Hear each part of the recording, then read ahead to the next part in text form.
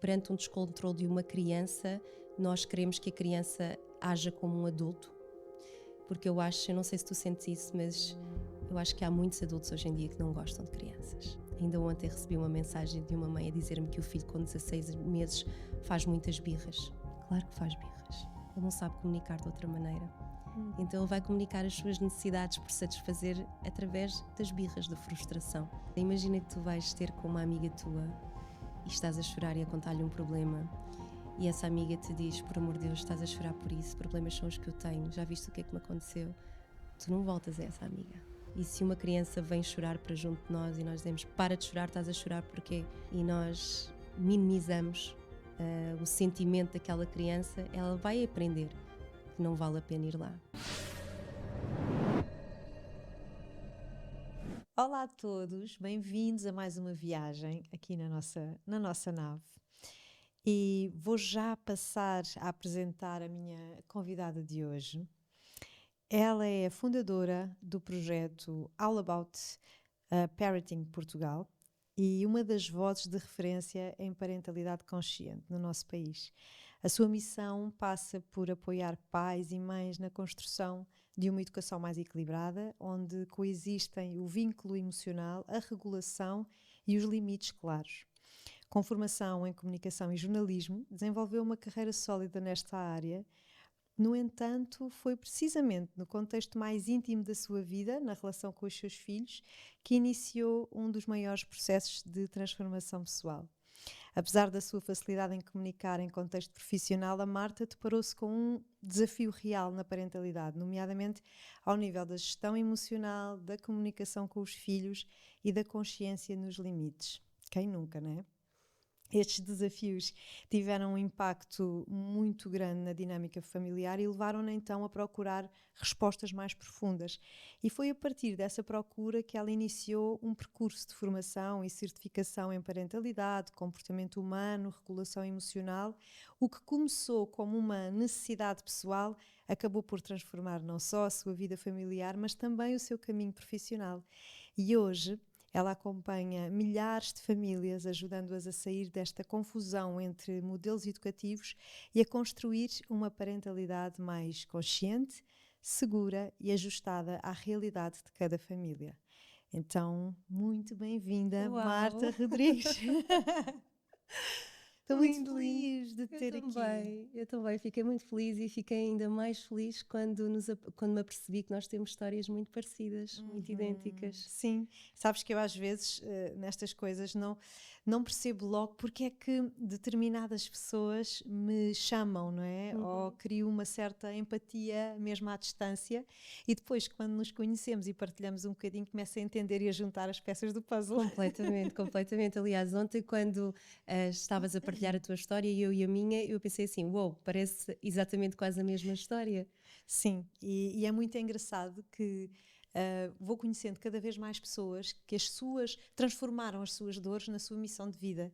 Eu acho que isso tem um valor muito grande, não é? Porque é mais do que aquilo que depois vamos aprender, é também esse valor da experiência que humaniza muito também o serviço que nós prestamos aos outros, não é? Sim, eu nunca me via sair sequer do jornalismo, da apresentação e hoje em dia não deixei a comunicação porque continuo a comunicar, no entanto com um foco diferente. E com um propósito maior. Com um propósito maior, é verdade. Olha, então Marta, acho que estamos todos aqui, quem nos está a ouvir e certamente também muitas mães e pais lá em casa, conta-nos um pouco, não é? Tu ajudas hoje milhares de pais e de mães, mas houve um momento em que tu própria também te sentiste perdida. Um autêntico caos. Eu estava grávida da minha filha mais nova, eu tenho 4 filhotes, o mais velho tem 11 aninhos, o Rafael, depois tenho o Diego e a Diana, que são gêmeos com 7 aninhos, e depois tenho a mais pequenina, que vai fazer agora 4 anos. Eu estava coragem, deixa-me te diga. E eu estava grávida da minha mais nova e eu lembro-me perfeitamente de um dia, e esse dia para mim é o ponto de viragem da minha vida, tanto a nível pessoal como depois se dá a parte profissional. Porque eu estava com gravidez de alto risco, tinha que fazer repouso absoluto com 3 crianças em casa, gêmeos de 3 anos e um de 6 anos, o mais velho, é quase impossível. E eu lembro-me que há uma manhã em que um dos gêmeos acorda e diz que quer ir vestido de zorro para a escola. Eu disse, não, Diego, não faz sentido ir vestido de zorro para a escola, não é carnaval, a tua educadora pode não querer, eu já te disse. E tu percebes, crianças com 3 anos, e ele sempre teve ali aquela questão muito vincada do eu quero, eu posso e faço.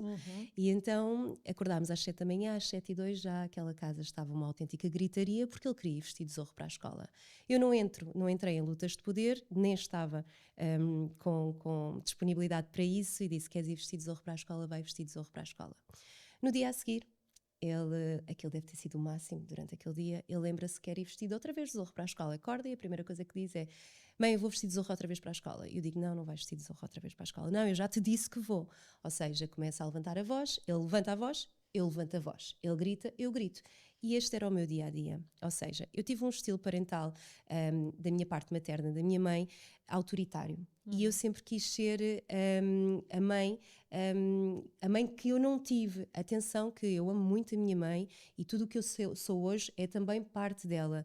Mas eu, como tive uma mãe que gritava muito, que passava os dias aos gritos, a ameaçar-me, a castigar-me, eu acabo por estar tão perdida nesta questão da parentalidade e acabo por ir para o extremo oposto. Então torno-me a mãe permissiva. Só que as mães permissivas, quando se sentem perdidas, também descambam, também se desregulam. E então este era o meu dia-a-dia. Eu começava numa parte muito tranquila e de repente começava a escalar. E eu lembro-me que nesse dia que ele quer ir vestido de zorro para a escola, ele começa a entrar ali numa birra e eu pensei, a tua birra não vai ser maior do que a minha. E então, eu, em vez de, como eu sou o cérebro maduro da relação, em vez de eu regular o meu filho, não, eu desregulo-me, a minha birra foi maior e então aquilo começa a escalar. Começou a escalar de tal forma que foi um descontrole emocional muito grande naquela manhã. Ele depois foi para a escola. O meu marido, eu lembro-me que ele teve que chamar um médico a casa porque aquilo descontrolou-se de uma maneira muito, muito forte e eu lembro-me que o meu marido me disse, normalmente não são os pais, são sempre as mães que vão à procura de estratégias, mas o meu marido disse-me, nós já temos quase 20 anos de relação, ou nós vamos à procura de alguma coisa de estratégias para melhorar este caos familiar que nós estamos a viver, ou então não dá, vamos nos separar, não dá. Cada um vai para o seu lado, não está a ser bom tudo isto que nós estamos a viver e a nossa filha que está dentro de ti vai viver numa realidade com pais separados. E nesse mesmo dia ele foi à procura de algo, encontrou All About Parenting Internacional, lembro-me de fazer uma masterclass, mas de ir com aquele propósito, sabes, Inês, do género, eu vou para mudar o meu filho, porque na realidade para mim eu estava bem, não é? Eu estava de certa forma a educar. E não, e quando eu lembro-me de acabar de fazer aquela masterclass, parecia que tinha feito um puzzle e de eu pensar, uou, a mudança inicial nunca será nele, será em mim. Bem, isso deve ter sido assim. Foi um abre-olhos, foi uma transformação muito grande e então comecei a ficar cada vez mais interessada porque obviamente que nós vamos à procura de dicas na internet que tentamos aplicar e pensamos que as coisas são milagrosas. No entanto, se nós não vamos realmente às causas dos comportamentos, o que é que acaba por acontecer? Estás constantemente a tapar o sintoma. Ou seja, tu tapas o sintoma que ele grita, tu gritas por cima, ele grita, tu ameaças, ele grita, ele castiga. O sintoma vai lá estar sempre. Se não vais à causa, ele vai continuar a aparecer. E então era isso que eu não entendia. Como assim? Como é que o irmão, eu não preciso gritar, a irmã eu não preciso gritar e com ele está a ser diferente. E então acho que foi o meu filho, o Diego, que me deu o maior empurrão para mudar a minha vida pessoal, familiar e depois profissional. Sabes que eu sinto que eles são mesmo os nossos maiores mestres, não é? Eu tenho isso também com o meu filho mais velho, que ainda por cima é muito parecido comigo, não só fisicamente, mas também na sua estrutura de personalidade. E o que eu sinto é isso mesmo, é nos nossos maiores desafios estão grandes oportunidades de nós também, de alguma forma, curarmos a nossa própria infância. Sim. Não é? E eu acho que é um bocadinho isso também que tu trazes com essa tua história, que é muito parecida à minha, das nossas mães, não é? Terem um estilo, acho que ali a geração dos anos 80, 90 tem muito, eu às vezes até vejo uns memes na net, não é? Sim. De quem, não é? Quem foi criado ali na geração de 80 e 90, como é que era, né? Sim. A cena do chinelo sim. e não sei o quê. E que nós achamos uma piada. Nós hoje achamos em dia. piada. A realidade é que isso também deixa marcas muito profundas e eu, quanto a mim, corroboro totalmente com a tua experiência, que é como tive muito essa mãe mais rígida, no entanto também com poucos limites, porque numa educação às vezes muito rígida também falta regulação emocional que nos traz a segurança. Então nós caímos muito na cena do não vamos repetir. Exato. E eu senti-me muito perdida, porque não sabia, às vezes no momento até tinha a sensação de eu não estou a fazer bem. Mas eu também não não sei sabia como fazer. É isso. Entendes? É aí que nos bate à porta às vezes a falta de referências. Não sim, é? sim. E na nossa geração, acredito que há aqui muita gente a ouvir que talvez já seja mãe, já seja pai, e que também viveu uma educação sem grandes, ou com muitos gritos, ou com ausência emocional. Mas eu acho que tu vais concordar comigo. Para mim, e é muito pior uma parentalidade permissiva do que propriamente uma parentalidade autoritária. E com isto não digo parentalidade agressiva, atenção, estou a falar em parentalidade autoritária, porque quando nós falamos em parentalidade consciente, equilibrada ou disciplina positiva, vai buscar aqui o melhor dos dois mundos, ou seja, a permissividade tem muita empatia, mas não há limites, não há palavra não. Então eu gosto muito de fazer aqui esta comparação, é que, imagina, a parentalidade permissiva é quando tu dás um carro para a mão dos teus filhos. Ele não tem carta, ele não sabe guiar o carro, ele mais cedo ou mais tarde vai bater com o carro porque ele não percebe, ele não sabe o caminho. E é como se fosse a vida dele, ele não percebe sequer. Parentalidade autoritária, o teu filho está fechado no porta-bagagens, não vê o caminho, não sabe para onde vai, não há comunicação. Parentalidade equilibrada, o teu filho vai no banco de trás com o cinto colocado, vai a ver o caminho, tu vais sempre em frente, mas se ele se virar para ti e disser, olha mãe, gostava de virar ali à direita só para ver aquilo, se fizer sentido para ti, tu vais virar à direita. Há comunicação. E é isto que é a parentalidade equilibrada, que é a empatia, mas também a firmeza, limites, a palavra não, validação dos sentimentos, é verdade, amor incondicional, mas os limites são muito importantes. Então há muita gente que confunde esta questão, o que é isto da parentalidade consciente, é deixar a criança fazer tudo aquilo que lhe apetece? Claro que não. É difícil nós quebrarmos um padrão onde está muito enraizado, que é a educação na base do medo, porque, não, o meu pai abria-me os olhos e eu entrava logo em linha. O meu pai contava até 3 ou mandava um grito e eu entrava logo na linha. Isto não é respeito, isto é medo. Porque respeito, o pai nem sequer precisava de o fazer.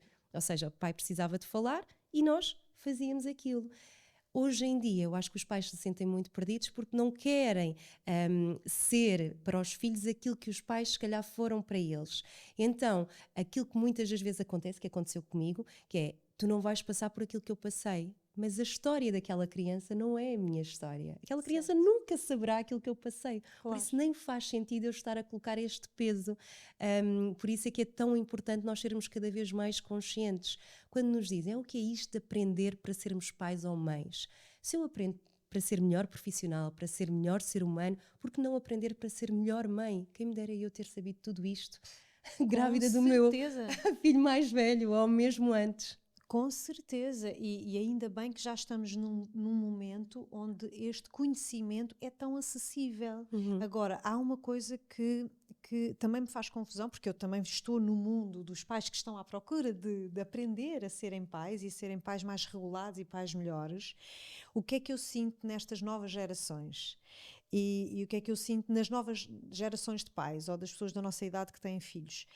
Que estão perdidos no meio de muita informação ou desinformação ou interpretações que fazem dessa mesma informação, e que agora há muita gente polarizada num espaço de exatamente como estavas a dizer, de permissividade mascarada de consciência ou de positividade. Sim. E eu gostava muito que tu desmistificasses, por favor, isso, porque eu vejo também muitos pais perdidos em que os filhos não têm boundaries, não têm limites. Sim, não têm limites. Que é tão importante, e eu vejo isso pelos meus filhos, porque eu antes era muito mais permissiva e agora estou a praticar todos os dias essa minha autoridade amorosa. Tem que ser. E vejo como isso é tão importante para lhes dar estrutura, porque os nossos filhos, quanto mais pequenos são, mais estrutura precisam. Claro. Então, por favor, traz-me a tua visão. Olha, eu concordo plenamente, porque eu era essa mãe, a pensar que estava a fazer as coisas bem, mas na realidade estava a cair na permissividade. Imagina, Quando nós pais queremos ser os pais conscientes de coitadinho da criança, deixa-a fazer, a criança erra e a criança não é naquele momento, não quer dizer, se a criança está desregulada, aí de nada vai adiantar nós tentarmos trazer lógica para aquele momento da desregulação. Aí sim, vamos validar, vamos acalmar. No entanto, se aquela situação depois, mais tarde, não for falada, não for resolvida, não for explicada, aí sim há uma ausência de limite. Porque imagina que o teu filho bate no outro teu filho, ou bate numa criança, mas esse teu filho está mesmo completamente descontrolado, chega ao pé de ti a chorar e diz: "Oh mãe!" E tu dizes: "Então, mas quer dizer, tu bateste naquela criança e ainda por cima chegas aqui ao pé de mim a chorar?" Ou seja, tu aí não estás a criar empatia. No entanto, naquele momento o que é preciso fazer? Validar os sentimentos, tentar perceber, ok, vamos tentar acalmar. Quando o cérebro dele sai da zona vermelha para entrar na zona verde, ou seja, que se acalma, porque tu és esse guia de autorregulação, tu és o adulto, tu és o cérebro maduro da relação. Depois dele já estar calmo, tu vais falar, tu vais explicar. É necessário que exista educação, que existam limites. A ausência de limites vai fazer com que esta criança dentro de casa possa fazer tudo, vai para a sociedade e a sociedade vai ensinar da pior maneira. Imagina, hoje em dia nós dizemos: o meu filho fica em casa muito sossegadinho, nisso que tu tens aí na mão. Isto é muito mais perigoso do que o meu filho que passa o dia inteiro a jogar a bola na rua. Porque o meu filho não está. O meu filho mais velho não liga nada a isso. O meu filho mais velho é o único da turma que não tem telemóvel. Não tem, não usa. Que idade é que ele tem? Tem 11 anos, está no 5º ano. Se te vou dizer que é difícil... É o único da turma? É dos poucos da turma, sim. Se não o único da turma, sim. Que não tem telemóvel, sim. Mas é difícil, muito difícil. Claro que ele, quando agarra no meu telemóvel, ele quer. Mas é preciso limites. Há pouco estavas-me a dizer, em off, que durante a semana não existe ecrãs, mas ao fim de semana tens 1 hora. Tens limites. E de certeza absoluta que durante essa hora tu estás a controlar aquilo que ele está a ver. Completamente. Certo? Agora, a ausência de limites é quando nós não nos preocupamos com a questão daquilo que eles estão a ver, seja no ecrã, seja em televisão, seja o que for. Se existe alguma situação menos agradável, seja na escola, seja presencial, seja connosco, não existe uma conversa, mesmo que seja pós, não existe uma conversa, não existe uma consciência.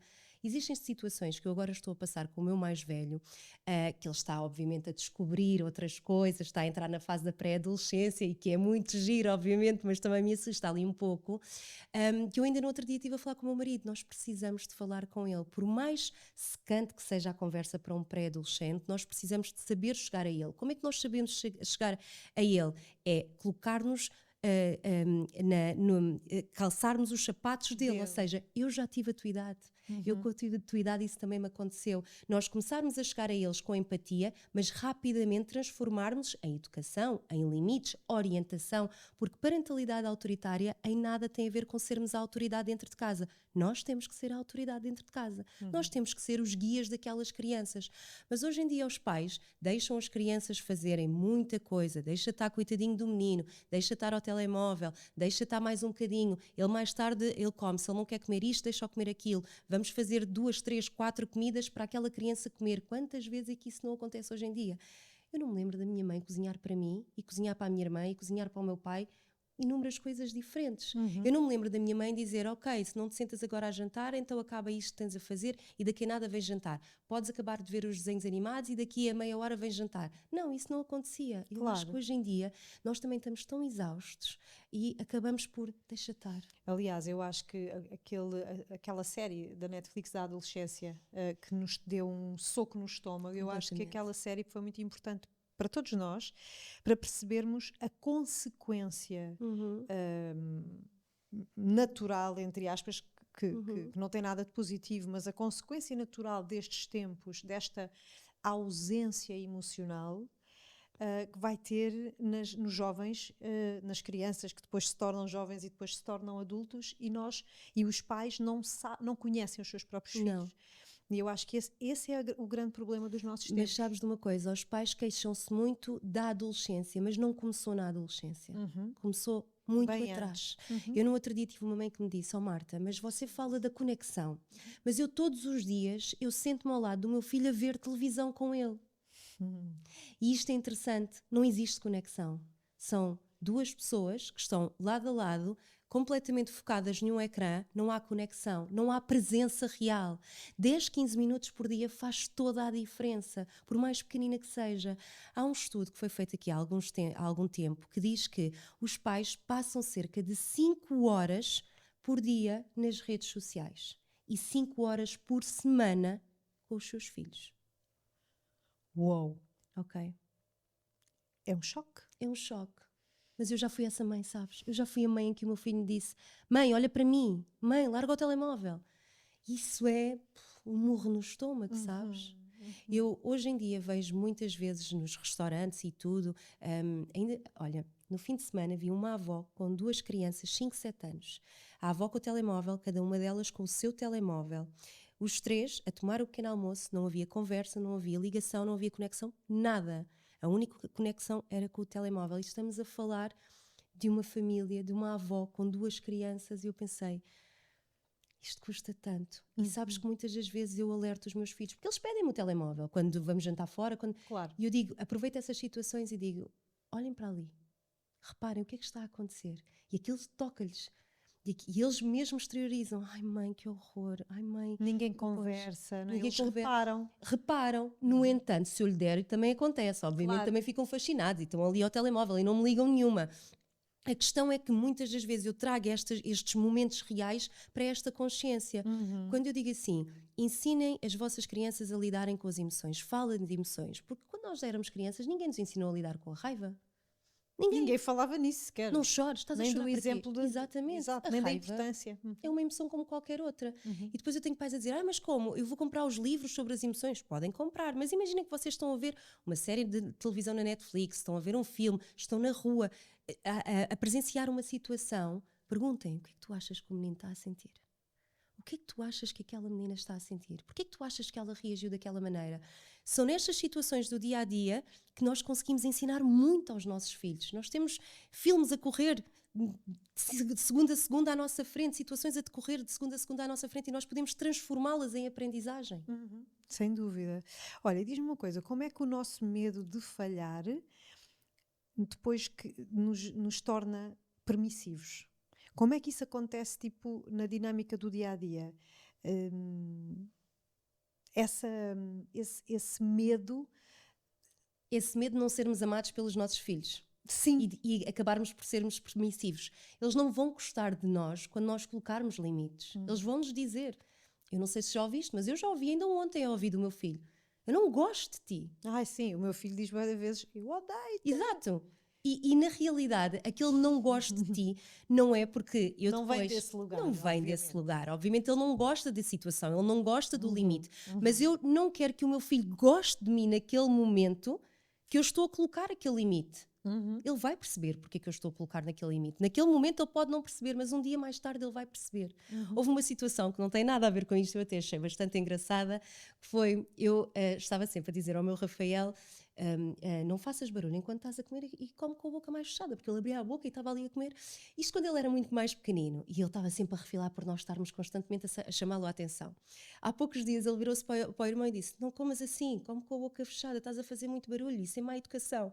E eu fiquei a olhar para ele e pensei, há muita coisa que passa, que no momento eles obviamente reagem, mas que passa. Imagina uma situação, a minha filha, a minha gêmea, ela aqui há uns 2 anos mais ou menos, nós temos muitas rotinas em casa, muitas regras, e ela estava num restaurante e quando acaba de comer levanta o prato e ia levar o prato para a cozinha. E eu disse, não filha, deixa estar que aqui os funcionários do restaurante vêm recolher o prato. E ela fica a olhar para mim, ok, porquê? Porque o hábito, a rotina que nós temos em casa é assim que acabas de comer, pedes com licença, levantas o prato, vais levar, etc, etc. Ou seja, isto são regras que eu vou colocando, que nós muitas das vezes pensamos que eles não querem fazer, em casa resistem, mas lá fora as coisas acabam por ter impacto. As coisas, nós vamos começar a perceber por certas situações que aquilo que nós fazemos diariamente que custa, porque educar de forma consciente custa, dá muito trabalho. Vai trazendo frutos a pouco e pouco. Sem dúvida. Eu às vezes levo com os frutos que eu própria plantei, que era o que tu estavas a dizer.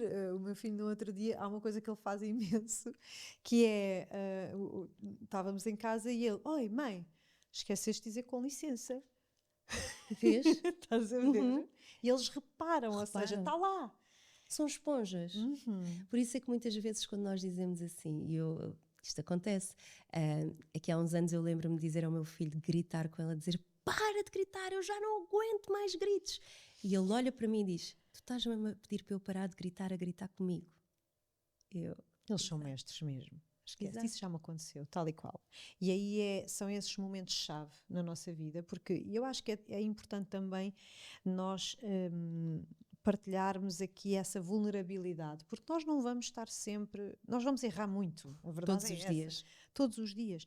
Mas no outro dia falava aqui no caminho da reparação, que é buscar essas oportunidades. Quando nós fazemos algo e nós próprios reparamos nisso, ter a oportunidade de reparar também na relação. É o mais Ou seja, importante. chegar e dizer, desculpa, filho, eu faço isto imensas vezes. Desculpa, filho, eu hoje estou cansada, eu não queria ter gritado. Porque a verdade é, esse eco interno da nossa própria educação e da nossa própria infância, ele está cá connosco. E de vez Anos em e quando, anos e anos. ele de vez em quando ele vem.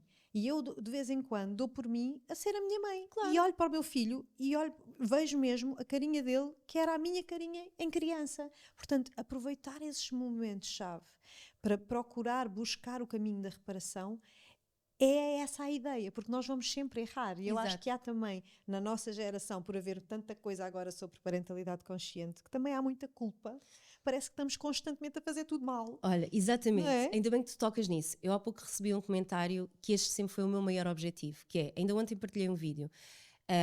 Eu tenho desafios todos os dias. Às vezes eu acho que as pessoas pensam que o facto de eu estudar parentalidade todos os dias e das partilhas que eu costumo fazer nas minhas redes sociais, nos workshops, nos cursos que eu faço, que eu deixei de ter desafios. Que eu sou a pessoa mais controlada, mais calma, mais zen, que eu nunca me descontrolo, que eu nunca erro. Isso é mentira, eu erro todos os dias.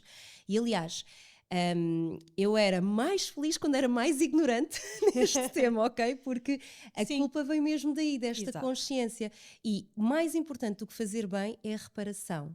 Mas a reparação não é desculpa, mas tu fizeste-me gritar. Não, isto é um pedido de desculpas disfarçado de acusação. Desculpa, como tu disseste. Eu estou cansada, eu errei, eu não devia ter gritado contigo, é verdade. Eu posso não ter gostado do teu comportamento, eu poderia ter agido de outra maneira. Vamos falar. E quase 100% das vezes, e eu aposto que todas as pessoas que nos estão a ouvir vão relatar que é verdade. Quando nós pedimos desculpa, logo a seguir há um pedido de desculpas também da parte deles. Sem dúvida. E eu consigo ver nos olhos, eu acho que nós às vezes subestimamos os nossos filhos pela idade que eles têm e tal, mas subestimamos no sentido de achamos que eles não vão compreender exatamente, e a experiência que eu tenho com os meus filhos, até mesmo com o de 2 anos, que não entende o palavreado, mas entende a energia. Energia. Eles compreendem, eu vejo na cara dele, tipo, o rosto dele a mudar, o olhar dele a mudar e ficar mais terno, mais aberto, quando há essa tentativa, não é, de comunicação, de chegar mais perto, de vínculo, no fundo. Ele diz-me, ok mãe, eu percebi que tu estavas cansada, por exemplo. Sim. E às vezes até, já quando eu estou a começar, sabes, a ficar já com aquele, sabes, ele já Ele me diz, antecipa. ele já me diz, oh mãe, eu acho que tu hoje estás cansada. E aquilo já é, sabes, é verdade, filha, acho que olha, vou-te deixar aqui com o pai, acho que vou tomar um banho. Extraordinário. Que é uma boa estratégia para nós, quando estamos a sentir em ebulição, e às vezes aquela hora do final do dia é super desafiante para todos, porque é a hora que eles estão mais cansados também e que nós também estamos mais cansados. Então eu arranjei, olha, vou partilhar a minha estratégia lá em casa, que é, quando eu me sinto assim um dia extenuante e que me faz muita, eu também tenho muita reatividade, tal como o meu filho, somos os dois PHDA e muito sensíveis aos sons, e há dias em que eu não consigo ouvir aqueles gritos, destabiliza-me totalmente. Então o nosso código Morse lá em casa é, faço sinal ao Rui e digo, pá, vou lá para cima e vou tipo 20 minutos tomar um banho quente, vestir o pijama, ter aquele momento para mim, sabes? E já volto noutro lugar antes de arrebentar, não é? E isso é super importante, as nossas estratégias. Essas pausas ao longo do dia são extraordinárias, por mais pequeninas que sejam, porque a autorregulação tem que ser o primeiro passo. Porque nós muitas das vezes queremos mudar os nossos filhos, queremos estratégias para utilizar com eles e nós não nos centramos em nós. E, em primeiro lugar, nós temos que ter essa mudança em nós. Só depois é que vai haver uma consciência de que, ok, se eu estou a mudar, ele também vai mudar o comportamento. vai ser difícil, vai possivelmente existir aqui um pico de extinção, porque as crianças não estão habituadas a se calhar certos limites, a se calhar certas ferramentas que depois os pais começam a utilizar e pode haver uma resistência, mas com persistência, com consistência. Aliás, dizem que é preciso 21 dias para nós integrarmos algo novo na nossa família, um hábito novo. Por isso eu costumo sempre dizer aos pais, nós damos várias técnicas, introduzam uma de cada vez. Sejam persistentes. E muitas das vezes eu costumo perguntar se eles são verdadeiramente empáticos com os filhos. E todos eles, ainda agora no domingo estive a dar uma palestra e a plateia toda disse que sim, que era verdadeiramente empática com os filhos. E eu, ok, então vamos imaginar aqui o seguinte. O vosso filho leva um amigo lá à casa e esse amigo parte um copo de água, entorna a água toda em cima do jantar, estraga o jantar. E a primeira coisa que nós vamos fazer é: não te preocupes, querido, olha, sai daqui, deixa estar, que eu vou limpar aqui isto tudo, já fazemos aqui algum jantar. Estas situações acontecem. Se for o nosso filho a fazer isso, não é? Qual é a Desmontaste reação? a plateia toda. Qual é a reação? E obviamente que a reação é: estás sempre a fazer asneiras, é uma asneira atrás da outra, olha para Toma isso, o que é que nós vamos jantar agora? Eu no outro dia estava a fazer um folhado de salmão no forno e abro o forno e ia a tirar o folhado e o folhado cai no chão. A minha filha estava ao lado. Eu costumo dizer que a minha filha, a Diana, tem mais inteligência emocional do que eu. Então o folhado cai no chão e eu automaticamente tenho uma reação explosiva comigo mesma. Então começo a falar comigo irritada, isto depois de um dia de trabalho intenso. E ela virou-se para mim e disse-me: não faz mal, mãe, estas coisas acontecem, queres que eu te ajude a fazer outro jantar? E eu pensei, eu olho para ela e digo: oh filha, como é que é possível? Onde é que tu estás a aprender tudo isto? Claro que obviamente ela está a aprender connosco, mas eu sinto que já vem muito dela, sabes? E depois ela tem o irmão gêmeo, tem esta impulsividade, esta reatividade e que, como eu te disse inicialmente, eu fui à procura de estratégias e mudei e hoje estou a tratar destas questões mais parentais mesmo por causa dele, porque toda a gente me dizia que ele era mal educado, que ele precisava da palmada na hora certa, que ele não tinha limites, que eu não tinha estratégias para saber lidar com ele, que eu permitia tudo. E há cerca de umas 3 semanas tenho o diagnóstico de hiperatividade sem déficit de atenção e de sobredotação, em que eu pensei: que cocktail é este? Eu sabia. Eu sabia, no fundo eu sabia que havia ali qualquer coisa. Agora, ok, agora eu vou correr à procura de estratégias. Sou muito resistente à medicação, não sei qual é o caminho que eu vou ter daqui para a frente, mas quero tentar perceber como é que eu posso chegar ao meu filho da melhor maneira, porque no fundo eu sabia, e se no fundo eu mudei a minha vida pessoal, familiar, profissional, foi mesmo porque eu estava a tentar entendê-lo. E pronto, agora vamos ver. E é tão bonito também ter essa tua partilha vulnerável, porque eu acredito que existem muitas mães ou pais também nessa tentativa de tentarem entender os filhos, nessa busca. Isso também me aconteceu. Aliás, eu como psicóloga nunca fui procurar o meu diagnóstico porque achava que, e de alguma forma fui reunindo as minhas ferramentas ao longo do tempo e nunca tomei medicação, mas tive uma vida muito dificultada também pelas dificuldades da PHDA. Portanto, eu tenho déficit de atenção e hiperatividade, que não é nas crianças é uma hiperatividade física, mas com o passar do tempo passa a ser uma hiperatividade mais mental. E isto também traz, às vezes as pessoas romantizam muito as neurodivergências, agora nesta altura que se fala muito sobre isso, e não é de facto para romantizar, porque trazem muitas dificuldades sociais, cognitivas, etc. Mas foi através do meu filho, lá está, meu filho mais velho, o Francisco, observando o Francisco na sua dinâmica, que eu percebi: ele também tem, de certeza. E então, através dele, eu também fui cuidar melhor de mim.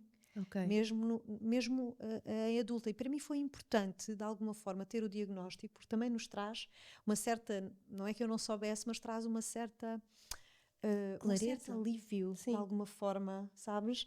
E eu acho que às vezes as crianças funcionam de forma diferente e não tem que ser algo patológico, é um funcionamento característico, e às vezes é tão importante nós irmos em busca de ir ao encontro das suas características e da sua diferença, e isso faz muita diferença depois na própria dinâmica, e eu tenho a certeza que tu vais encontrar exatamente o teu caminho, exato, e o caminho melhor para ele. Mas isto para deixar uma mensagem também aos pais de buscarem ajuda. Sim. Nós precisamos de ajuda. Completamente. E não se sintam maus pais Exato. em precisarem de ajuda. Porque eu acho que nós precisamos desta rede de apoio. Eu também sempre fui aquela pessoa. Sabes que eu tenho uma história curiosa que eu não te contei. Conta. Há cerca de uns 3 anos, mais ou menos, fui parar à cama de um hospital durante uma semana, com dores muito fortes, e deram-me toda a medicação e mais alguma. Eu tive uma situação em que uma das enfermeiras, eu lembro-me dela sair do quarto do hospital, do meu quarto do hospital, a chorar também, porque de ver o meu sofrimento. Os médicos fizeram todos os exames e mais alguns e não sabiam o que é que se estava a passar. E nem eu. E só Mas era uma dor... Eram dores que eu tinha abdominais, dores que eu tinha aqui na parte das costas. Tive 2 ataques de ansiedade também. Cheguei a desmaiar lá no hospital e então ninguém sabia o que é que se passava. Ninguém. Eu fiz tudo e mais alguma coisa durante uma semana. Emagreci muito, tomei muita medicação e eu saí do hospital sem diagnóstico, sem saber o que é que se passou comigo. E quando eu saio do hospital, eu digo assim ao meu marido, ele leva-me a uma livraria e fui comprar todos os teus livros. Todos os teus livros. Cheguei a casa, comecei a ler os livros, comecei a ouvir, porque num dos teus livros tu tens aquela parte que dá para ir ouvindo, e comecei a ouvir e eu pensei, eu preciso de me centrar mais em mim, eu estou novamente a centrar-me só na casa, nos filhos, no trabalho, e estou-me a esquecer, estou-me a anular por completo. E então eu fui à procura. E o meu marido até me disse, mas não queres levar um de cada vez? E eu, não, ele levar todos. Então acabava de ler um, começava a ler outro, e aquilo foi ressoando diariamente em mim, quase como uma busca novamente pela minha identidade que já estava a ser perdida novamente. Porque eu tinha começado a estudar cada vez mais esta questão da parentalidade, estava a lidar com a parentalidade em casa, a lidar com a parentalidade no trabalho, e a Marta deixou de existir novamente. Ou seja, é tão fácil, não é? É tão fácil isso acontecer. E então foi extraordinário. Eu comecei a ler, comecei novamente a olhar para dentro de mim, a ter os meus momentos, o meu banho. Eu costumo dizer que a minha meditação é quando eu estou no banho, quando eu consigo encontrar-me e acalmar-me. E hoje em dia eu acho que aquilo que se estava a passar comigo, eu acho que tive ali um burnout, acho que tive um esgotamento mesmo. E os médicos tentaram explicar, porque eu estava a somatizar, né? Eu estava com dores, estava com muitas dores, e hoje em dia eu acho mesmo que aquilo que aconteceu foi mesmo um burnout, e a minha família teve muito medo e percebeu, ela mais uma vez se anulou, porque nós temos esta questão das supermulheres, né? Conseguimos chegar a todo o lado, conseguimos ser mães, esposas, profissionais, donas de casa, tudo e mais alguma coisa, e depois esquecemos esta rede de apoio que é tão importante. E depois colapsamos, não é? E eu que trabalho muito com mulheres, é uma das coisas que eu mais vejo, é as mulheres chegarem a mim, como a mim e a nós, não é? A estes grupos que eu vou fazendo, como um grito de socorro. Sim. Que é do género... eu perdi-me, eu estou perdida de mim. Mas eu sinto que eu criei este meu próprio mundo, porque muitas das vezes o que acaba por acontecer é que eu prefiro ser eu a fazer do que pedir ajuda. Eu acho que isto já está muito enraizado, porque eu tenho na minha cabeça que eu vou fazer melhor, eu consigo fazer mais rápido, eu não tenho que pedir ajuda a ninguém para depois também não me mandarem à cara de que precisaste de mim nestas alturas.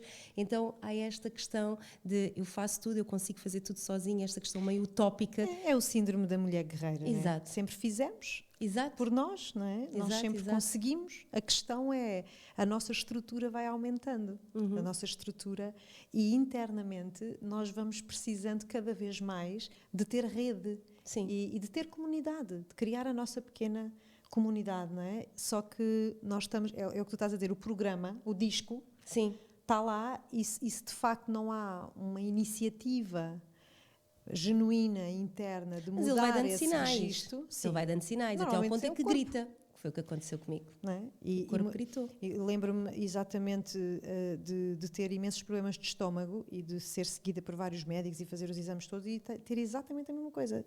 O médico até me disse, Inês, 80% dos problemas gastrointestinais que eu recebo aqui não têm qualquer causa física. São as pessoas que estão demasiadamente ansiosas, é psicossomático. Portanto, vá cuidar de si, vá tomar um tempo para si. E realmente passou. Não é? Quando tomei essa decisão, o corpo está-nos sempre a tentar proteger. Às vezes a própria doença é um sinal para volta lá para o teu centro. Sim, mesmo.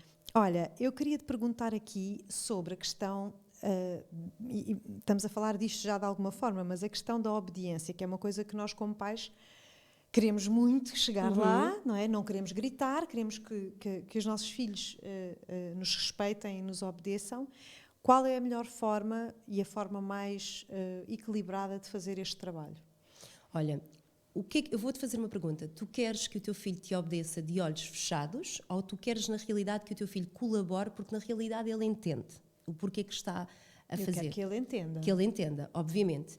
Eu acho muito importante, e claro que em crianças muito pequeninas isto não vai acontecer sempre, na maioria das vezes. E a forma como eu falo com a minha filha de 3 anos não vai ser a mesma que eu falo com o meu filho mais velho de 11 anos. Eu acho que, em primeiro lugar, o mais importante é que, quando nós pedimos alguma coisa aos nossos filhos, quando nós falamos para os nossos filhos fazerem alguma coisa, é importante que exista contacto visual, que exista empatia, porque é muito desgastante para uma mãe, para um pai, estar constantemente a dizer vai tomar banho, vai tomar banho, vai tomar banho, vai tomar banho. Nós estamos numa divisão da sala, o nosso filho está na outra divisão, nós estamos constantemente... Isto é desgastante. E obviamente que nós queremos que eles obedeçam à primeira, que eles colaborem à primeira, mas é importante, para já, eles terem uma rotina, para já existir previsibilidade, planeamento antecipado. As crianças precisam de previsibilidade, falarmos com empatia e não com aquela arrogância, porque nós levamos um dia inteiro de trabalho. No trabalho, toda a gente leva com o nosso bom humor. Chegamos a casa e a nossa máscara cai, não é? E o que é que acaba por acontecer? Descarregamos em cima dos nossos filhos. É o nosso porto seguro e acaba por acontecer que eles levam com toda aquela sensação que nós levámos um dia inteiro a guardar e nós acabamos engolimos os sapos durante exatamente, o dia para e depois descarregar em cima deles. E é muito importante nós sermos empáticos. Há 3 ferramentas que eu gosto muito de dizer aos pais, que estas ferramentas eu costumo até dar nos meus workshops, que são extraordinárias e que vão, de certa forma, complementar aqui as necessidades psicológicas básicas. Todos nós nascemos com necessidades fisiológicas e psicológicas básicas. Se eu tenho fome, eu preciso de comer. Se eu tenho sono, eu preciso de dormir. Se eu tenho sede, eu preciso de beber água. Se tu passas uma noite inteira em branco, o teu humor, a tua forma de estar, o teu bem-estar vai ser impactado. Tu não vais reagir da mesma maneira com o teu filho ou com o teu marido. E as necessidades psicológicas básicas, que é a necessidade de relacionamento, de amar e de ser amada, a necessidade de competência, de eu saber fazer as coisas e a necessidade de autonomia, a necessidade que eu tenho de controlar a minha própria vida, todos nós nascemos com elas, independentemente da religião e da origem. E muitas vezes os comportamentos mais desafiantes das crianças, as causas estão nestas necessidades. Por isso, se eu quero que o meu filho colabore, se eu quero que o meu filho obedeça, é muito importante eu chegar ao pé do meu filho, eu olhar para o meu filho, eu satisfazer esta necessidade de relacionamento com o meu filho. Vou dar aqui um exemplo. Eu quero que o meu filho venha jantar, venha para a mesa de jantar, ok? Eu quero que o meu filho venha, ou seja, eu preciso que ele obedeça. Então eu chego ao pé do meu filho, ele está sentado a ver televisão. Chego ao pé do meu filho e digo assim: amor, olha, estás a ver o episódio da Bluey? Quanto tempo falta para acabar o episódio da Bluey? Faltam 3 minutos. Ok, então vamos fazer o seguinte: daqui a 3 minutos vais desligar a televisão ou queres que eu desligue? Não, eu desligo, porque precisamos de ir jantar. E vens para a mesa, ok? Assim que a série terminar, este episódio terminar, desligas tu ou desliga a mãe? Desligo eu, ok. E vamos para a mesa. O que é que eu estou a utilizar aqui, Inês? Estou a utilizar empatia. Eu cheguei ao pé do meu filho. Estou a utilizar planeamento antecipado. Estou-lhe a dar tempo, ou seja, eu estou-lhe a dizer daqui a 3 minutos, vens para a mesa. Estou-lhe a dar opções com limites. Estou-lhe a dar 2 opções. Queres que eu desligue ou desligas tu? E estou-lhe a dar controle. O que é que normalmente acontece? Diego, desliga a televisão e anda para a mesa.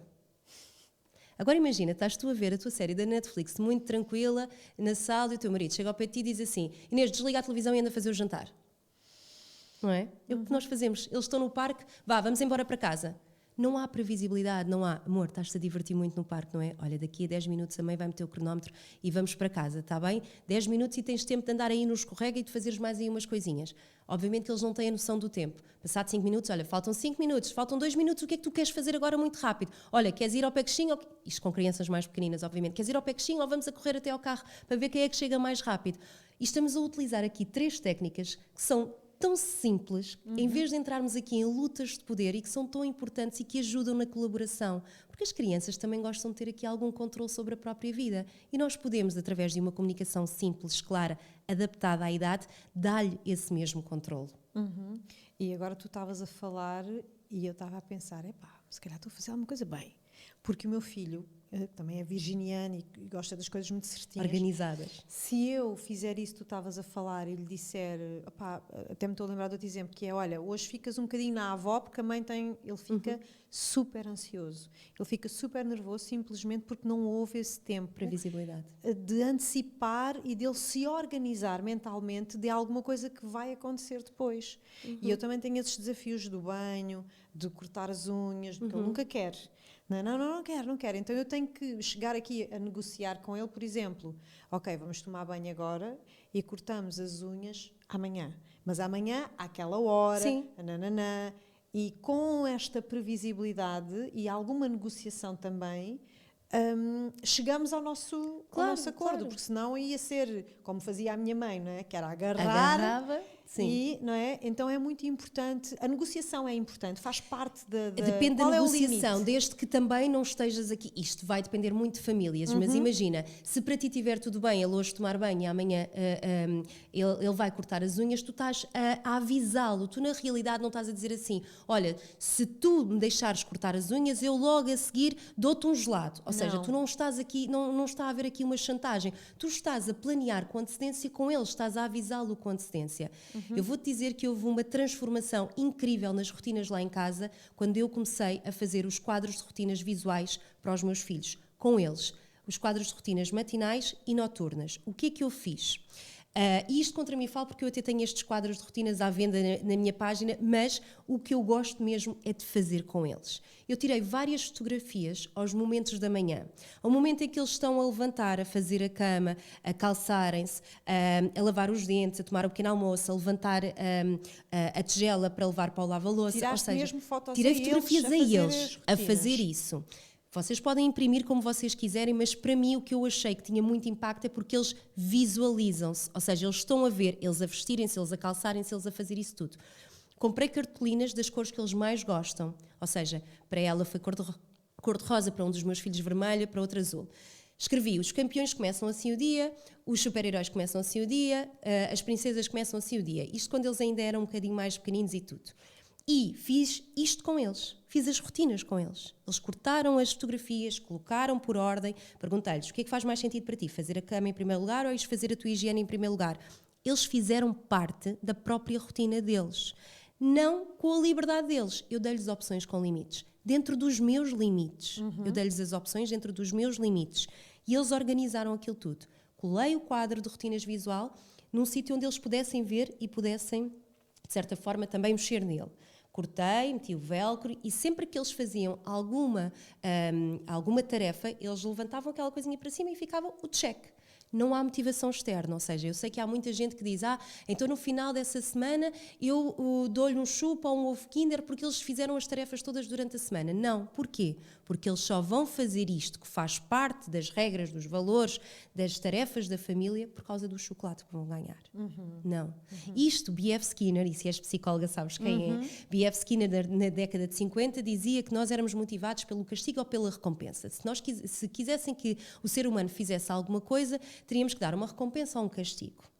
E Richard Ryan e Edward Deci, dois psicólogos americanos extraordinários que estudam a motivação humana há anos e anos e anos, vêm provar que nós não somos motivados apenas pela motivação externa e que temos a motivação interna que é muito mais importante. Mais poderosa. Mais poderosa, exatamente. E daí vêm estas necessidades também, que os nossos comportamentos são influenciados com base nas necessidades psicológicas básicas. Porque se tu não te sentires bem naquele grupo de amigos, tu, de certa forma, vais ter um comportamento que não vai ser autêntico, não vai ser o teu, vais estar desconfortável, tu precisas de sair dali. Se tu sentires que não estás a conseguir fazer alguma coisa no teu trabalho, o teu comportamento vai ser influenciado. Se tu sentires que, de certa forma, a tua autonomia está presa naquele momento, não estás a conseguir chegar onde tu queres, não estás com a liberdade que tu queres, o teu comportamento também acaba por ser influenciado. E é isto que acaba por acontecer com as crianças. Muito bem, olha, eu estou fã e vou implementar. Tu estavas a dizer que tens à venda esses quadros visuais. Eu tenho à venda, mas eu digo-te, a sério, façam com as crianças. É giro fazer com eles. Sim, porque eu tenho à venda já as coisinhas feitas e isso tudo. Mas quando vocês fazem com eles, quando vocês tiram as fotografias a eles, eles veem-se a fazer aquilo. E para eles sentem a necessidade de autonomia e de competência preenchida. Porquê? eu sei, eu consigo, eu tenho liberdade para tal. Eu agora vou acordar, os meus filhos não saem de casa sem fazer a cama, Inês. Não saem, todos eles. E mesmo a Letícia, a mais pequenina, começa a fazer por influência, por imitação. Porquê? Porque eles já sabem que faz parte da rotina deles. No início houve resistência, claro que houve. Obviamente que eu no início tinha que estar sempre a relembrá-los. Agora não, as coisas já saem. Há pouco, quando eu estava a dizer que a minha filha se levantou no restaurante para levar o prato, é porque isto faz parte da rotina em casa. Estás a perceber? Isto estende-se depois lá para fora. Claro. Olha, se uma mãe ou um pai tivesse que implementar 3 mudanças hoje, quais seriam, assim? Quais aquelas que tu recomendarias de caras? Olha, em primeiro lugar, quando existir uma birra, que é aquilo que as pessoas mais se queixam comigo, quando existir uma birra, para validar aquilo que eles estão a sentir. Não é validar aquilo que aconteceu. É sermos empáticos. Sermos verdadeiramente empáticos, em primeiro lugar. Fazer com a criança aquilo que eles gostariam que fizessem connosco. Ou seja, se eu estou descontrolada, se eu estou aos gritos, eu não preciso que alguém grite por cima de mim. Eu preciso que alguém me regule, me acalme. Em primeiro lugar. Em segundo lugar, pensarem que aquela criança tem o cérebro em desenvolvimento. Eu costumo dizer aqui algo muito importante, que é, vocês imaginem o cérebro do vosso filho como uma casa de 2 andares. E o andar de baixo já está construído, veio mobilado, tudo ok. O andar de cima, que é o córtex pré-frontal, que só está plenamente desenvolvido aos 25, 30 anos, não tem escadas ainda. Ou seja, nós estamos a pedir a uma criança de 2, 3 anos que suba para o andar de cima sem escadas. E lembrem-se que aquela criança não tem capacidade para se regular. E somos nós que nos temos que regular para conseguirmos regulá-los a eles. E estejam mais presentes na vida dos filhos. 5, 10 minutos que seja por dia. Brinquem, sentem-se no chão. Eu tenho muitos pais que dizem, eu não sei brincar. Eu não sei brincar. O meu filho só brinca às lutas. Eu não sei fazê-lo, não percebo. Digam ao vosso filho, durante 5, 10 minutos és tu que mandas nesta brincadeira. Eu faço aquilo que tu quiseres. Obviamente com algumas regras e limites, mas eu faço aquilo que tu quiseres. Vocês vão perceber que esse momento vai ser mágico. Incrível, estas dicas.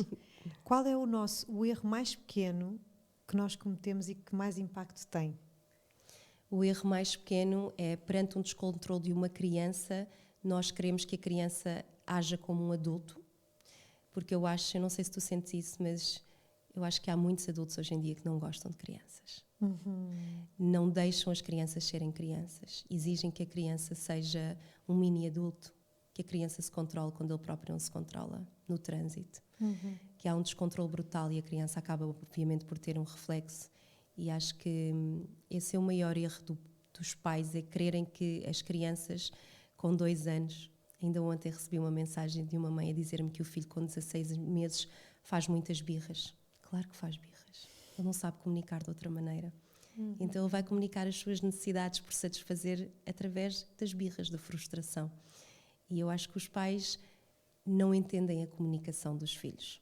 E é isto que é necessário. É como eu. Eu sabia comunicar com tanta gente e não sabia comunicar com os meus filhos. Mas que também podemos aprender. Podemos aprender. Podemos aprender. 2 últimas perguntas. Uma frase que todos nós devíamos parar de dizer aos nossos filhos. Ai, há tantas. Para de chorar. Esta frase. Sim. Quando nos dizem, imagina que tu vais ter com uma amiga tua e estás a chorar e a contar-lhe um problema e essa amiga te diz, por amor de Deus, estás a chorar por isso, problemas são os que eu tenho, já viste o que é que me aconteceu? Tu não voltas a essa amiga. Tu não vais procurar novamente qual é essa amiga. E se uma criança vem chorar para junto de nós e nós dizemos, para de chorar, estás a chorar porquê? Achas que isso é importante? Por amor de Deus. E nós minimizamos o sentimento daquela criança, ela vai aprender que não vale a pena ir lá. Sabes que eu tive um profissional de saúde que me disse, deixe-o chorar para adormecer, porque eu estava a ficar louca, eu já não sabia o que havia de fazer. O filho mais velho não dormia. E ela disse, deixe-o chorar, que ele vai acabar por adormecer. E um profissional de saúde dizer-te isso, na altura, não existia ainda tanta informação como há hoje em dia, tu pensas, será? Ele não rasga a boca, dizia. E o primeiro dia ele chorou 5 minutos sozinho no berço. E eu disse, isto é contra a natura, isto não é possível. Ele vai aprender, é que quando ele precisa, a mãe não vai. Então ele vai deixar de chorar, porque a mãe não vai, então não consegui mais. E depois de começar a aprender cada vez mais, ok, o que é que se passa com o cérebro destas crianças, o que é que se passa, como é que isto se processa, o que é que eu sentia, sabes que eu comecei-me a lembrar o que é que eu sentia, porque é que eu agia daquela maneira, porque é que eu... era mais reativa com a minha mãe e menos reativa com o meu pai. Porquê que eu nunca gritava com o meu pai? Porquê que eu passava aos gritos com a minha mãe? Comecei a olhar para dentro de mim e sabes que eu, quando comecei a aprender cada vez mais, eu não mudei só enquanto mãe. Porque esta questão da parentalidade consciente não nos muda só enquanto mães. Muda-nos enquanto filhas. Enquanto filhas, enquanto pessoas. E posso-te dizer que levei muito tempo a não compreender a minha mãe. E quando eu comecei a aprender mais, eu perdoei a minha mãe. E isto é extraordinário, porque saiu-me um peso de cima. Eu estava constantemente a culpá-la. Porquê é que me fizeste isso? Porquê é que passaste a vida aos gritos comigo? Porquê é que não me abraçavas? Porquê é que não... Mas a realidade que ela viveu em criança também não lhe mostrou outra coisa. E ela não me conseguia ensinar aquilo que ela também não teve. Exato, e isso são coisas que às vezes nós queremos muito compreender, e eu passei exatamente por isso, e só quando nos tornamos mães e também começamos a perceber que nós somos mães, mas também temos os nossos problemas, temos as nossas fases, temos os nossos dramas humanos, aí começamos a pensar, aí, epá, se eu agora, nestas condições e com esta consciência, tenho estes desafios, eu imagino a minha mãe, naquela altura, sem conseguir às vezes até compreender o que é que se estava a passar. Claro. E é uma cura muito grande e muito importante também que nós fazemos, até para sermos mães também de outro sítio, de outro lugar. Nós vamos sempre deixar alguns traumas dos nossos filhos, nós nunca vamos conseguir sermos perfeitos. E eu acho que é muito importante os nossos filhos perceberem que também existem discussões, também existem momentos maus, também existe descontrole, porque se isso não existir, eles não vão perceber o que é que podem fazer quando eles próprios se presenciarem nessas situações. Porque, ok, quando a minha mãe se descontrola, quando a minha mãe grita, o que é que ela faz a seguir? E então eles vão saber fazer isto depois na sociedade, com os outros também. Claro. Agora, se quando eu estou a chorar, a minha mãe grita comigo, a minha mãe me dá uma palmada, eu tenho muitos pais a dizer. Tive uma mãe que me disse assim, Inês, Marta, não deu. Então a minha filha bateu na prima, eu tive que me passar e tive que lhe dar 2 palmadas. E a questão é mesmo essa. E eu disse, pense bem naquilo que acabou de dizer. A sua filha não gostou certamente de alguma coisa que aconteceu com a prima e acabou por bater na prima. Você não gostou de alguma coisa que a sua filha fez e acabou por bater nela. Isto é um ciclo vicioso. Ou seja, aquilo que está a acontecer é que você está a ensinar à sua filha de que bater é aceitável. Quando ela não gosta de algo, bater é aceitável. E é isto que acaba por acontecer. Claro, não se quebra o padrão. Não se quebra o padrão, exato. Olha, última pergunta para fecharmos. Já falámos da frase que devíamos deixar de dizer aos nossos filhos e uma frase que nós devíamos começar a usar cada vez mais com eles.